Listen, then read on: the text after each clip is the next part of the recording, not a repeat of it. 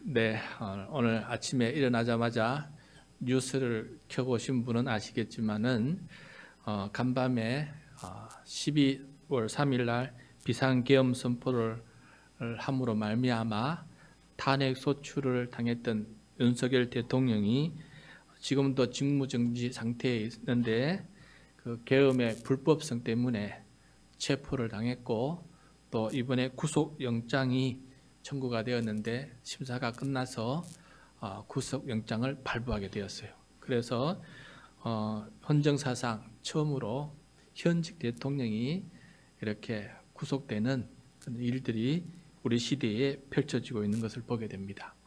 앞으로 헌법재판소에서 탄핵소추에 대해 그리고 법원에서 내란죄에 대해 아마 치열한 법리 다툼이 진행될 것이라 예상이 됩니다. 이런 과정 속에서 국민들까지 분열되고 심지어 폭력까지 행사하는 일이 벌어지고 있는데 이 국민 통합과 또 비폭력적으로 질서를 만들고 평화를 유지하는 이 성숙한 민주사회가 우리 가운데 이루어지기를 간절히 소원합니다. 그렇게 해서 우리나라가 이번 계기를 통해서 이 아픔을 통해서 더 성숙해지는 민주사회가 되기를 바라고 특별히 우리 후손들에게 정말 좋은 나라를 물려줄 수 있는 우리 어른들이 되어야 되겠다는 생각을 더 많이 해보게 됩니다. 오늘 말씀을 준비하면서 그래도 오늘 아침에 또 환영할 만한 그런 소식을 접하게 되었습니다. 팔레스타인 무장단체인 하마스와 이스라엘이 거의 1년 넘게 446일 동안 전쟁을 치렀는데 이번에 휴전 협정을 서로 맺었고 오늘 19일 날짜로 그 휴전 협정이 발효된다는 소식을 전해 듣게 되었습니다. 우리가 얼마나 많이 놓고 기도했습니까? 하나님 전쟁을 거두어 주십시오. 수많은 살상과 파괴가 일어나는 이 전쟁을 거두어 달라고 우리가 얼마나 많이 기도했습니까? 감사하게도 하나님께서 이렇게 또 기도를 들어주셔서 너무나 고마운지 모르겠습니다.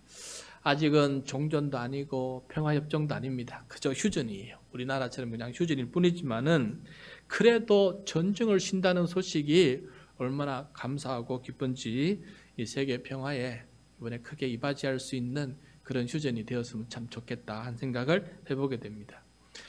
여러분, 우리 이스라엘과 팔레스타인 이 전쟁이 어디에서 벌어지고 있냐면은 가자 지구에서 벌어지고 있어요. 가자는 도시 이름이거든요. 그 도시 때문에 그 전체 지역을 가자 지구라 그래요. 가자 지구. 근데 구약 성경에서 이 가자 지구를 뭐라고 말하냐면 블레셋이라고 그래요. 블레셋.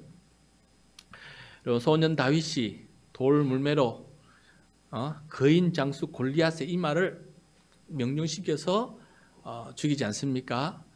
그때 이 거인 장수 골리앗이 어디 출신입니까? 블레셋이요.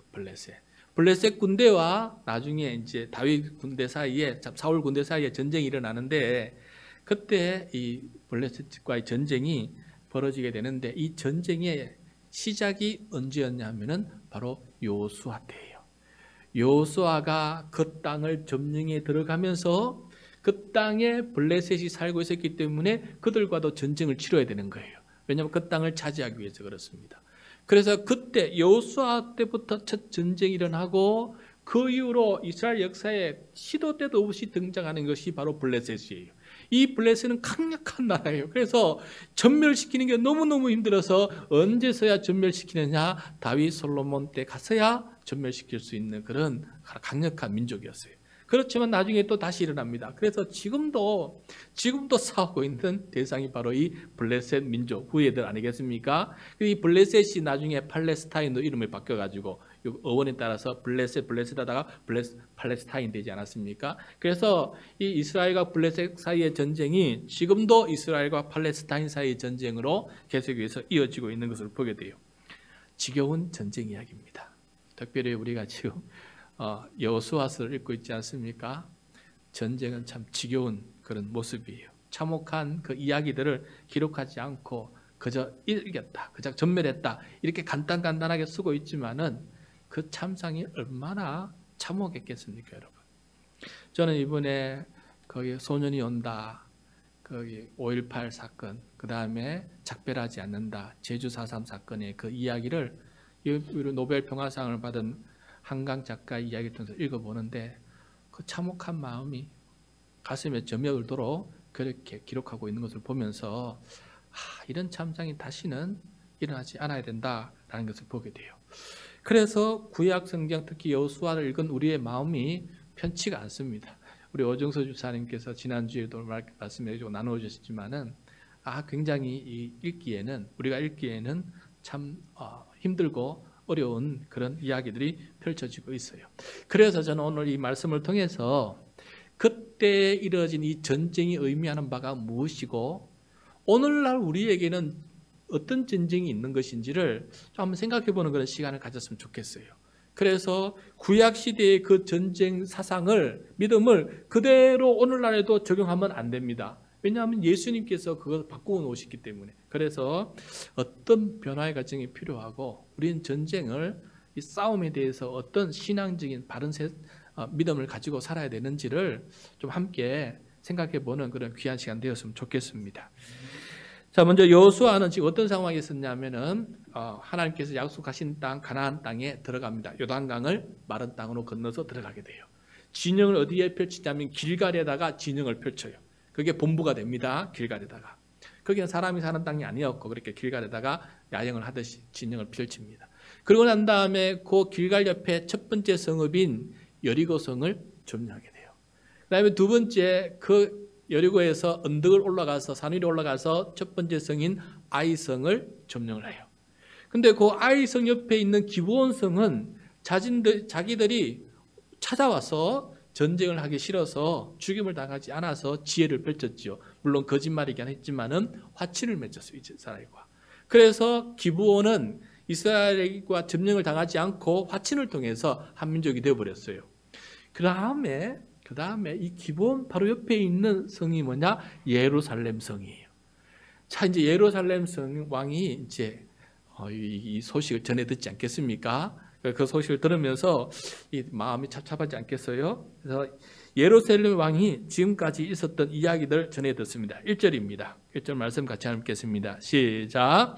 그때 여호수아가 아이를 빼앗아 진멸하되 여리고와 그 왕에게 행한 것 같이 아이와 그 왕에게 행한 것과 또 기브온 주민이 이스라엘과 화친하여 그 중에 있다함을 예루살렘 왕 아도니 세덱이 듣고, 처음으로 예루살렘 성이 등장하게 됩니다. 아직까지는 이스라엘 수도가 아니죠. 이 예루살렘 성 아도니 세덱이 이 얘기를 듣고 이제 불안에 빠집니다. 이제 우리 차례다. 우리를 찾아오겠구나 하는 생각을 하게 됩니다. 그런데 이 두려운 마음 중에서 뭐가 가장 두려웠냐면은 아이성도 아니고 그 전에 있었던 여리고성도 아니고 기브온 성이 이스라엘과 화친을 맺었다는 것이 너무 큰 두려움이었어요. 그 부분을 얘기합니다. 2절입니다. 2절 시작. 크게 두려워하였으니 이는 기브온은 왕도와 같은 큰 성이요 아이보다 크고 그 사람들은 다 강함이라. 자, 이 예루살렘 왕을 통해서 우리가 알게 됩니다. 기브온 성은 왕도와 같은 큰 성이었다는 거예요. 어마어마한 큰 성이었다는 거죠. 그리고 아이에 비하면은 비교할 것도 못 되고 그 성에는 강한 용사들이 많이 있었어요. 이렇게 크고 강한 용사들도 많은 이 기브온 성이 이스라엘 편이 되어버린 거예요. 그 이야기를 듣자 그보다 작은 예루살렘 성의 이 왕 아도니 세덱은 더 큰 두려움에 빠지게 되었습니다. 저 큰 성도 저렇게 넘어갔는데 우리도 넘어가겠구나 하는 생각에 두려움에 빠지게 되는 거예요. 그런데 예루살렘 왕은 이런 일들을 접하면서 기브온 왕처럼 화친을 맺지 않습니다. 이제는 화친이 있을 수 없는 상황이 되었어요. 이미 거짓말이 들통나기 때문에, 기브온 때문에. 자, 그래서 이스라엘 왕은 어떤 일을 하느냐? 3절입니다. 주변 왕들에게 긴급한 도움을 요청합니다. 3절, 4절 시작.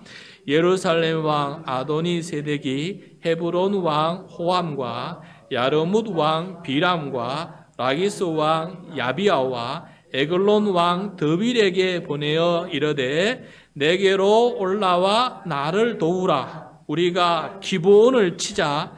이는 기브온이 여호수아와 이스라엘 자손과 더불어 화친하였음이니라 하매.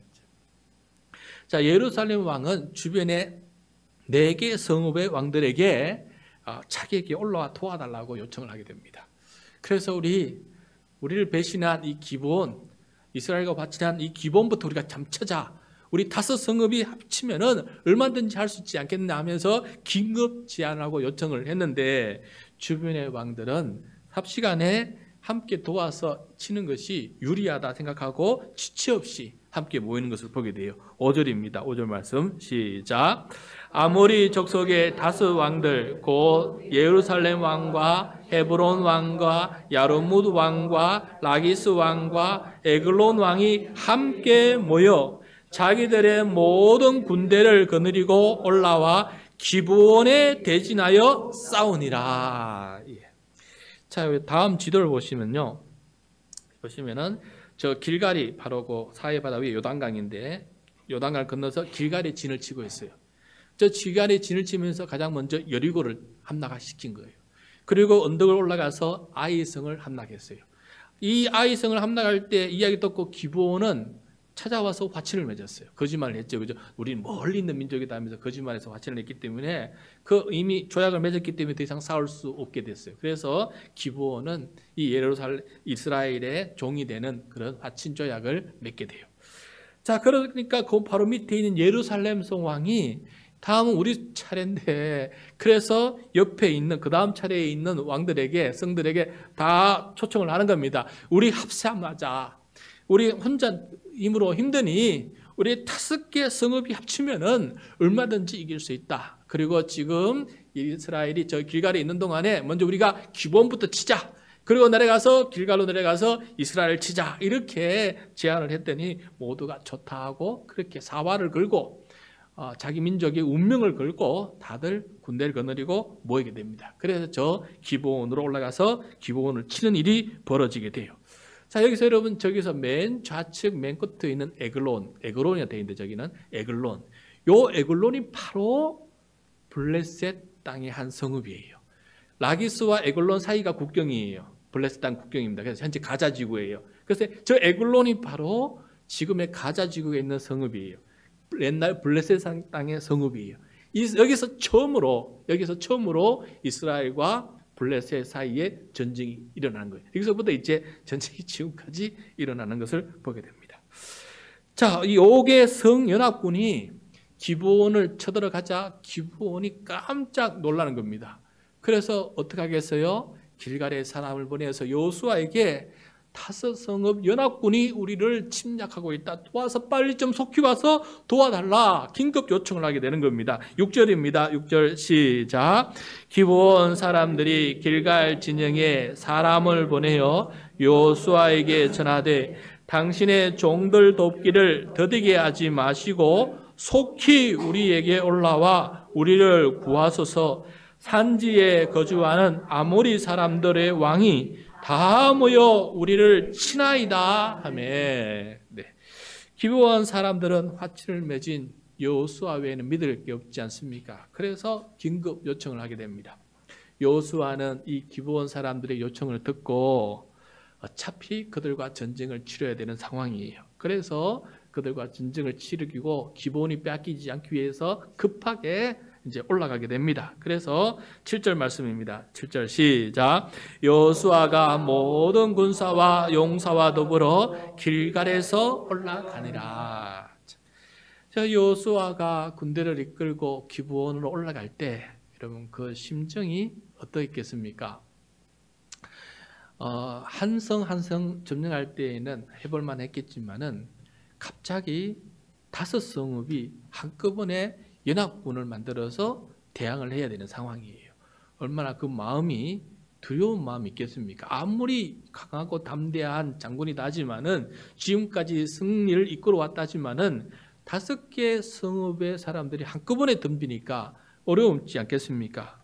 그런데 그 기브온으로 올라가는 그 여호수아에게 하나님께서 말씀을 해주십니다. 어떤 말씀을 해주신지 한번 들어봅시다. 8절입니다. 8절 시작.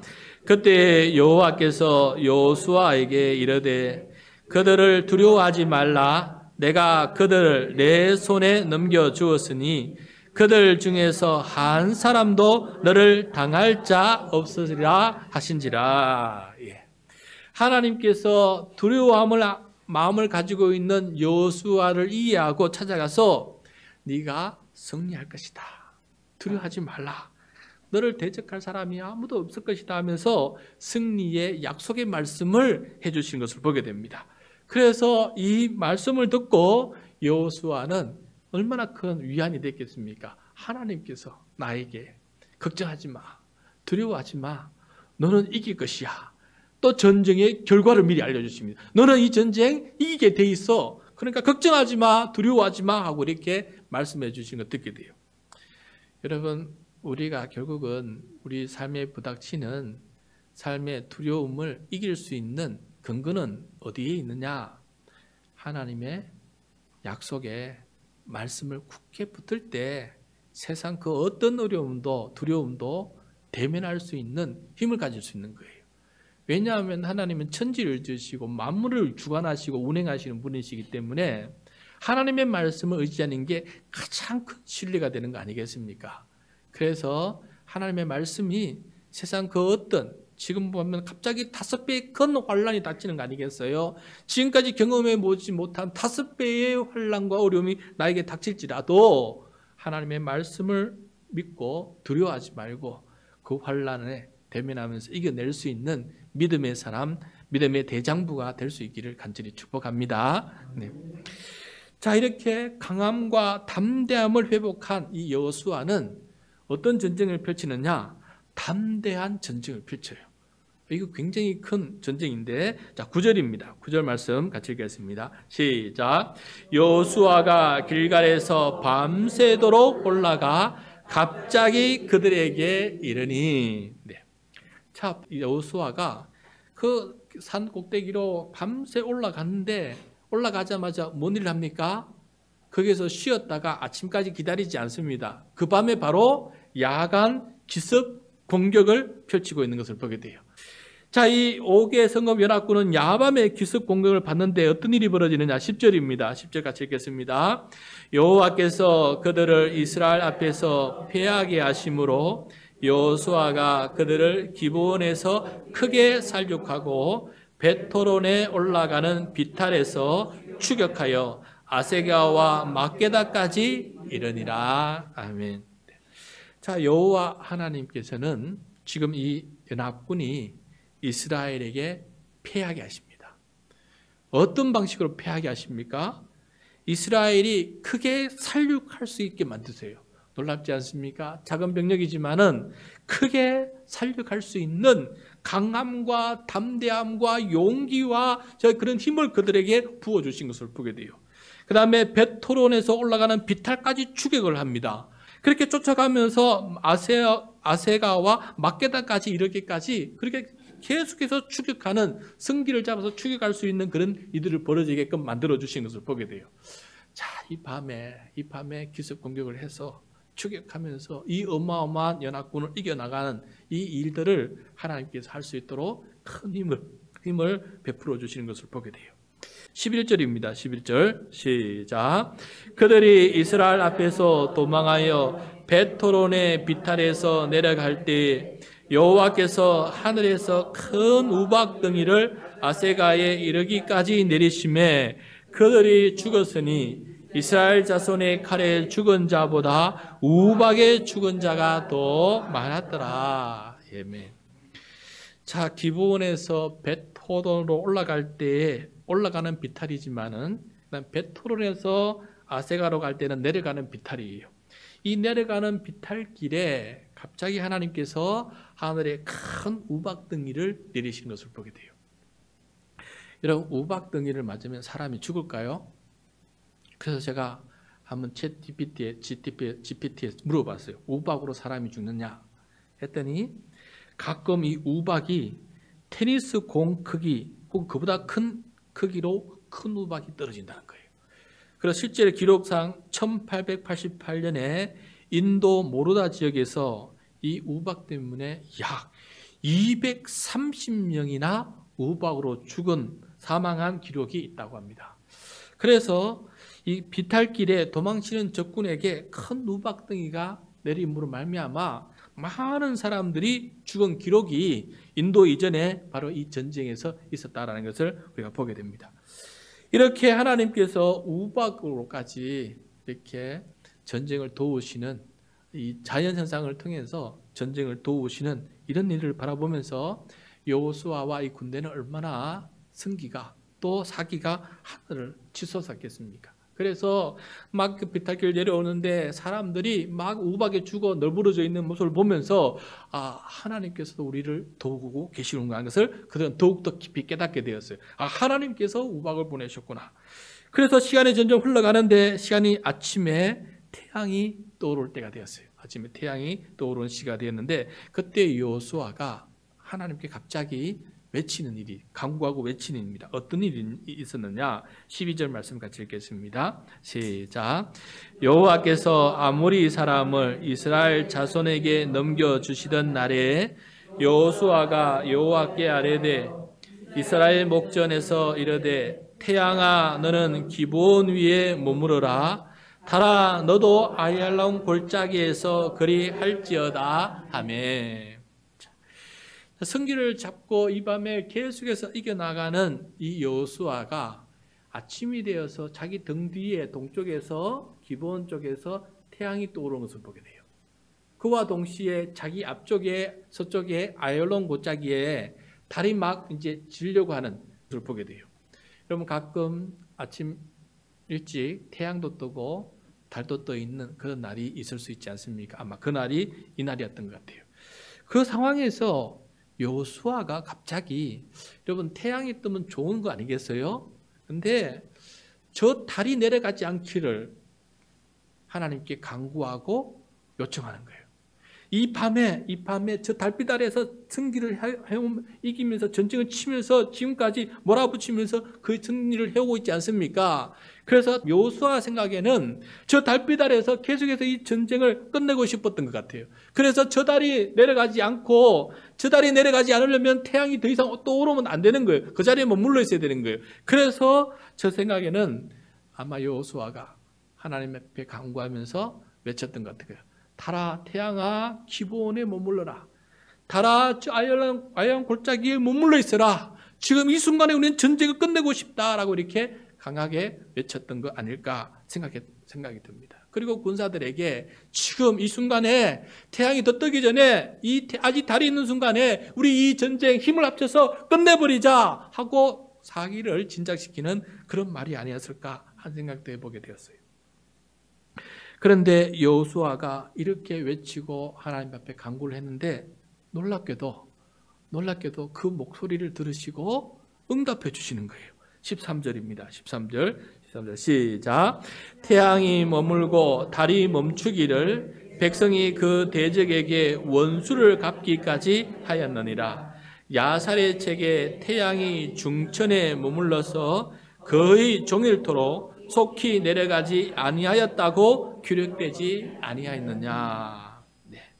자, 이스라엘 백성이 그 대적에게 원수를 갚기까지, 그러니까 전쟁 끝나기까지 태양과 달이 그 상태로 멈추는 기적이 일어났다라는 것이에요.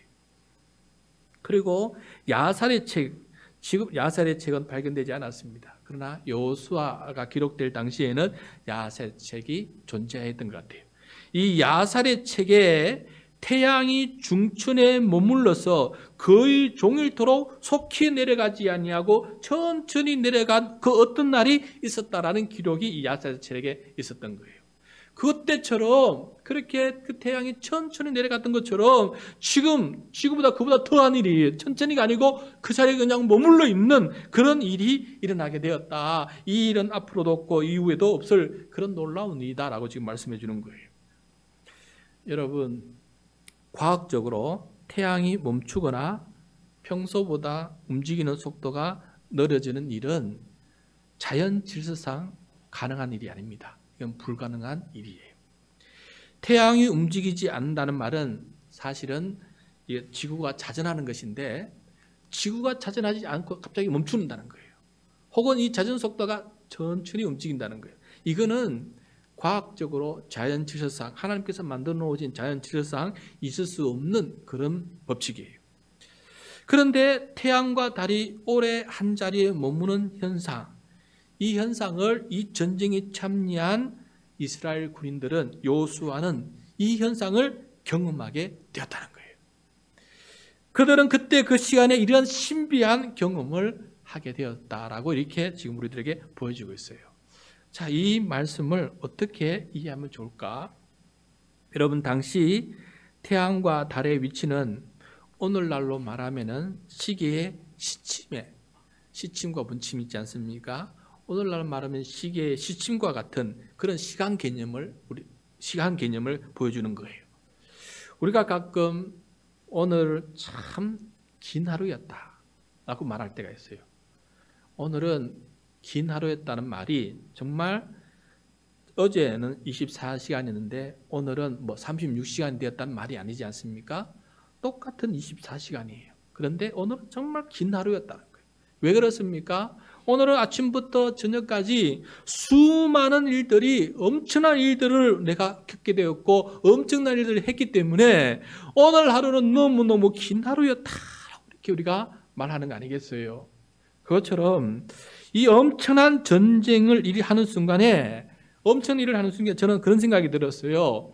이 전쟁 막바지에 마지막 힘을 다해서 온 힘을 다해서 적군을 무찌르는 그 순간이 얼마나 큰 힘을 투자했겠습니까? 최선을 다했겠습니까? 마치 그 시간이 오랜 시간처럼 느껴진 거예요.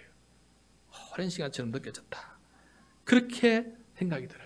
그래서 그 시간이 마치 이상하다, 태양이 저기 계속 머물러 있네, 그렇게 시간이 안 가는 것처럼 그 시간이 엄청난 일들이 그 안에서 벌어지고 있게 된 거예요.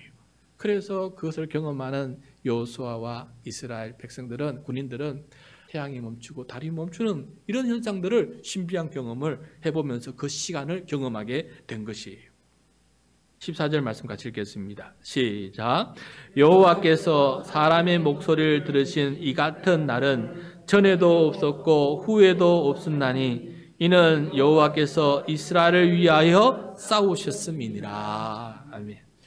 자, 여기서 보면 여호와께서 여호수아의 목소리를 들으시고 태양과 달을 멈추게 한 날은 전에도 없고 후에도 없었다고 말씀하고 있는데, 이 씨가 이런 신비한 현상을 기적처럼 경험한 이유는 뭐냐? 바로 여호와 하나님께서 이스라엘을 위해서 싸우셨기 때문이다 라고 말씀하고 있어요.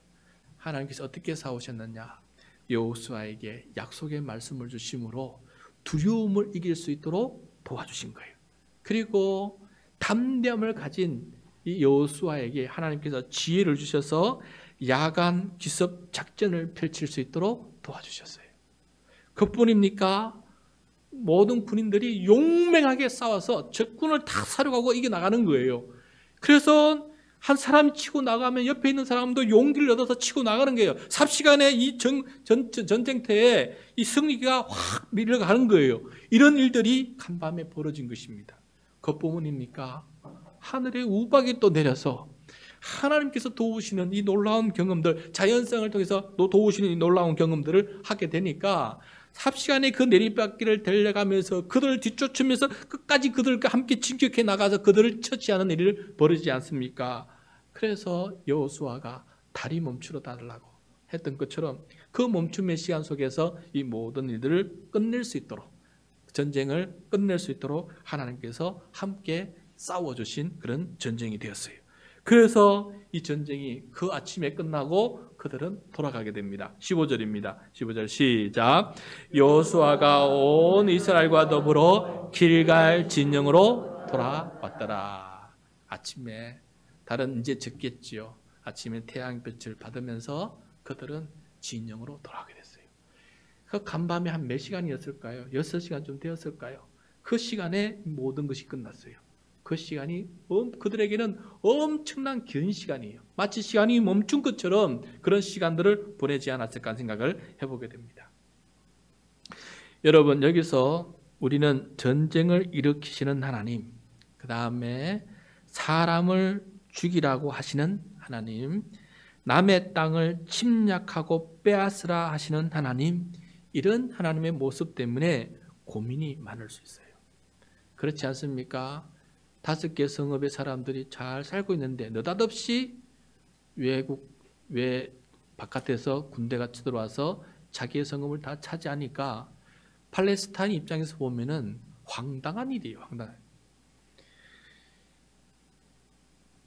이런 하나님은 오늘날에도 동일하다고 생각하고 동일하게 하나님께서 하시겠지라고 생각하면은 큰 오산이 됩니다. 이런 하나님을 믿고 전쟁을 쉽게 일으키거나 남의 땅을 침략하거나 사람 죽이는 것을 쉽게 여기거나 빼앗는 일이 도둑질이 아닌 것처럼 생각하면 아니 된다는 것입니다. 왜냐하면 하나님은 그 시대의 문화와 세계관 속에서 또 그들의 눈높이에 맞추어서 하나님의 뜻을 계시하고 보여주시고 또 행하셨어요.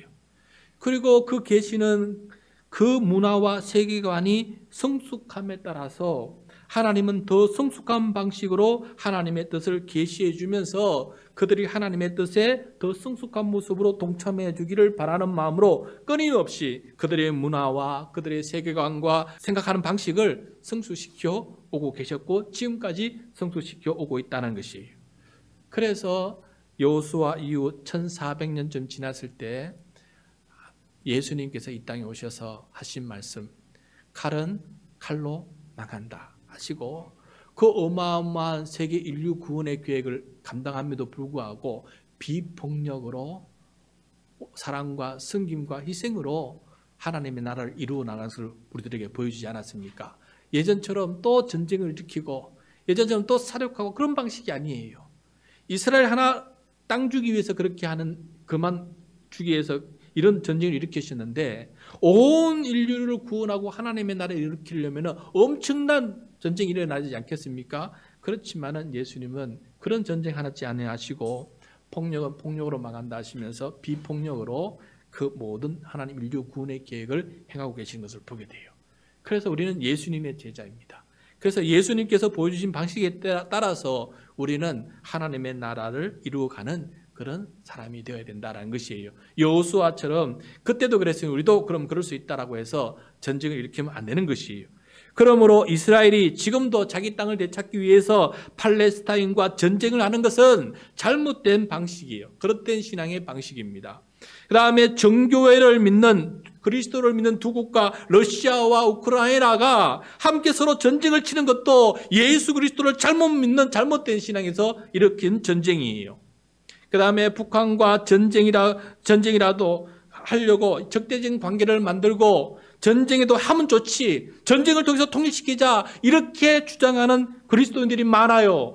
그런 잘못된 신앙입니다. 그것은 예수 그리스도를 따르는 합법적인 바른 신앙이 못 돼요. 우리는 비폭력 속에서 평화를 만드는 사람이 되어야 된다는 사실을 우리가 꼭 명심해야 됩니다. 그러므로 전쟁이 드는 비용보다는 평화를 유지하는 비용이 더 투자하는 것이 더 바람직한 것이에요.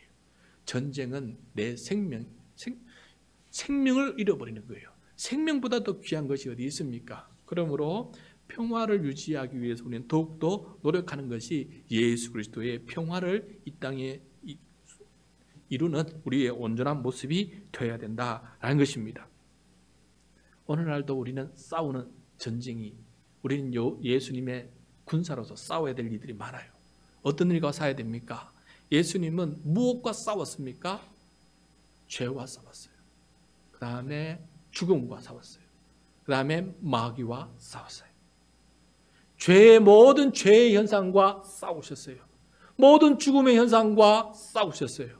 모든 마귀의 현상과 싸우셨어요. 무엇으로 싸우셨습니까? 하나님의 말씀으로 싸워 이기신 것을 보게 돼요. 여러분, 우리는 이것을 영적 전쟁이라고 부릅니다. 영적 전쟁. 내가 내 안에서 벌어지는 죄와 더불어 싸워 이기는 사람이 되어야 돼요. 이게 우리가 펼쳐야 될 진정한 전쟁입니다. 우리 안에 펼쳐지는 죽음의 현상들과 싸워서 이겨야 돼요. 전쟁은 죽음의 현상이에요. 그거 싸워서 이겨서 평화를 지켜내는 사람이 되는 것이 바로 우리가 싸워야 될 영적인 전쟁이라는 것이. 그리고 마귀가 하나님의 뜻을 행하지 못하도록 가로막는 모든 유혹과 더불어서 우리는 싸워 이기는 사람이 되어야 됩니다. 이런 영적 전쟁 앞에서 그러면 하나님은 우리를 어떻게 도우십니까? 하나님은 어떻게 우리와 이 영적 전쟁에서 싸울 수 있도록 함께 싸워주시는 분이십니까? 칼과 총을 주시는 분이십니까? 아닙니다. 하나님께서 말씀을 주신 것처럼 하나님은 말씀이 육신이 된 예수 그리스도를 우리들에게 보내주셨어요. 그리고 죄와 죽음과 사탄과 싸워서 예수님께서 이기게끔 하셨어요. 우리도 예수님 안에서 죄와 죽음과 사탄과 이길 수 있도록 예수 그리스도를 우리에게 보내주심으로 말미암아 마치 큰 우박을 보내주었던 것처럼 예수님을 우리에게 보내주심으로 말미암아 우리 예수님과 함께 이 영적 전쟁에서 싸울 수 있도록 도우시고 계시는 것입니다.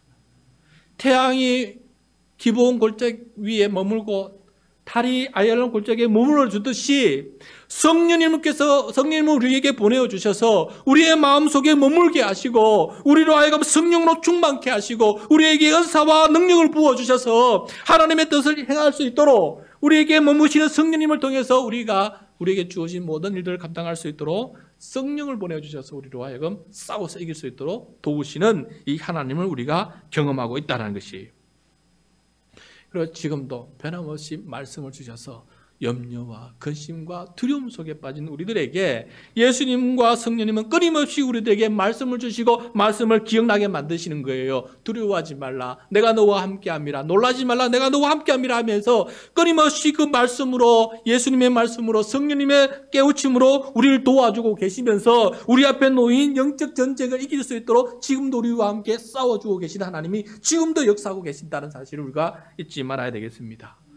그렇게 우리가 땅을 차지하는 것이 아니라 침략에서 차지하는 그런 땅이 아니라 우리에게 영원한 생명을 주시고 하나님의 나라를 차지할 수 있도록 그 하나님의 나라를 차지하고 그것을 들어갈 수 있도록 하나님 나라 백성이 될 수 있도록 우리에게 끊임없이 그 나라를 사모하면서 지금도 싸워나가는 예수 그리스도의 강한 군사가 되어라고 우리에게 말씀해주고 있다는 사실을 우리가 잊지 말아야 되겠습니다.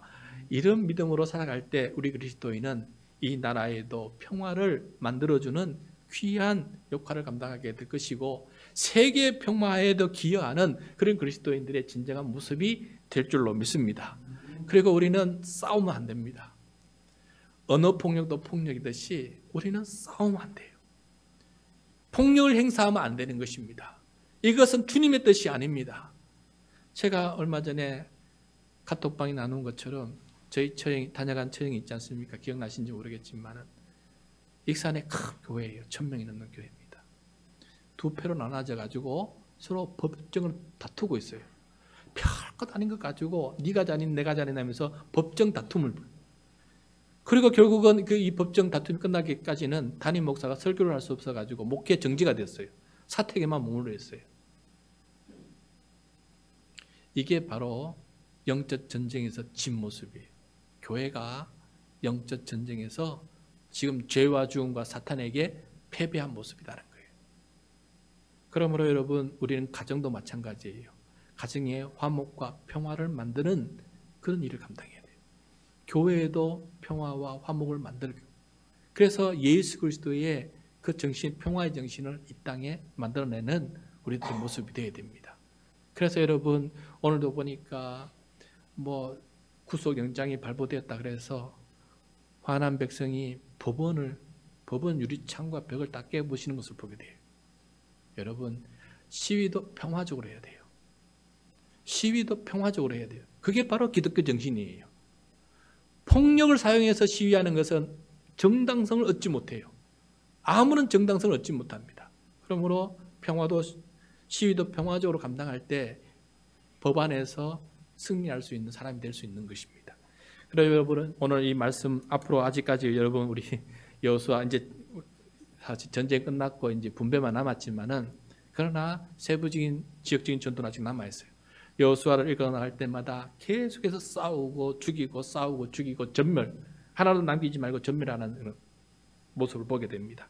이런 모습을 볼 때마다 내가 지금 싸워야 될, 예수 그리스도의 제자로 싸워야 될 이 영적 전쟁은 나는 지금 어떻게 싸우고 있느냐, 과연 전멸시키고 있느냐, 아니면은 남겨두어서 내 그것에 올무가 되어서 내가 쓰러지고 있느냐 하는 것을 다시 한번 생각해 보면서 여호수아를 오늘날 예수 그리스도의 눈으로, 성령의 눈으로 묵상하면서 나에게 올바르게 적용해 나갈 수 있는 그런 평화의 그리스도인들이 다 될 수 있기를 축복합니다.